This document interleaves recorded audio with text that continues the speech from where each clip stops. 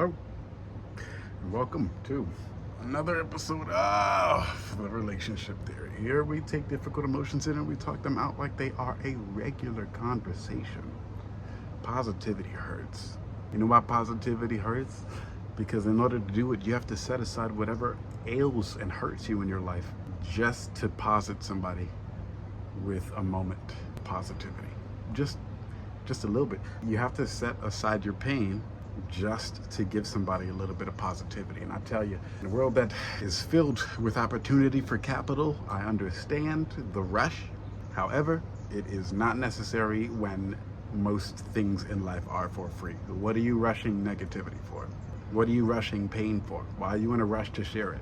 You know, if people took the same amount of time to rush towards positivity rather than negativity, in no short order am I saying the world would be a better place.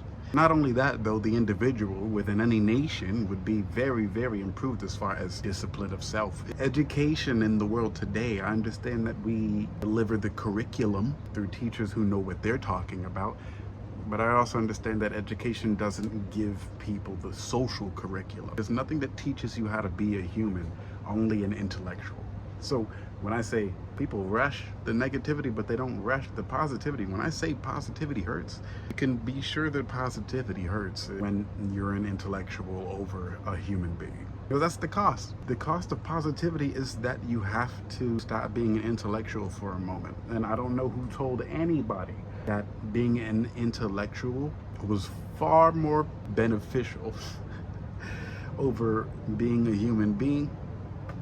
I don't know where people got that idea, but I do understand the difficulty involved. You have to, after years of self-training, deliver the ultimate truth to yourself that intellect isn't going to save your friendships. It's not going to save your relationship. There's no culture that preserves you as an individual when you choose being an intellectual over a human being.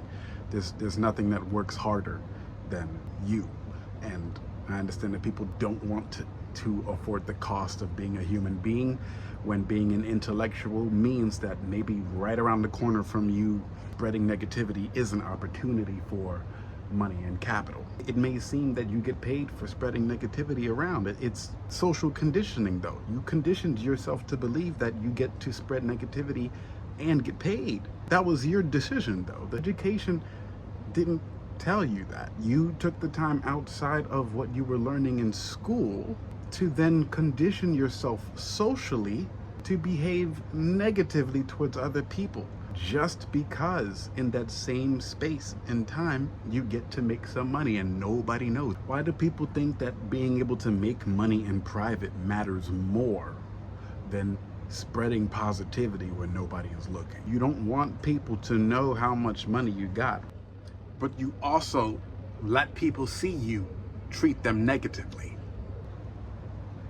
Explain to me how that makes sense, because I won't be able to find it, most certainly not in me, because I understand positivity does hurt. I've paid the cost.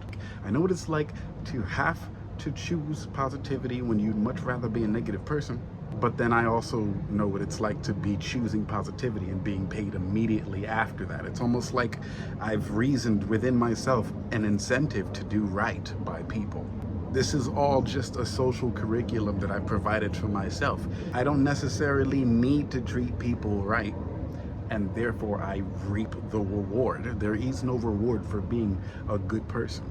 But that's what I decided, though. That's not something I've selected for other people. That's not something I select for society. I don't have any stake in the game by telling you to be a better person. I don't. But I gain something from being a better person, and it's simply choosing to be a better person. It's really more about the discipline of self. It goes right back to it. I'm practicing something when it comes to positivity, but it might be on higher levels something that is ultimately neutral in regard. You're being negative and you think you're making a difference. I'm being positive and I think I'm making a difference. The ugly truth of all of it is, whether positive or negative, no one's making a difference. You might even end up saying, well, what's it all for? What are you being such a positive Nancy for? Not negative Nancy. But the ultimate truth about that choice is that it's a choice. I remember back in one of the vlogs, it might have been Consistency Pays All the Bills, I said that at the end of the anger you feel that makes you an intellectual, you make a choice. What a surprise that the ugly truth of positivity and negativity, both strains, is that it is only a decision. It makes no difference ultimately, even if your role was to be a positive person. To know that being a positive person doesn't make a lick of difference doesn't change the fact that I have a choice. That's this episode of The Relationship Theory.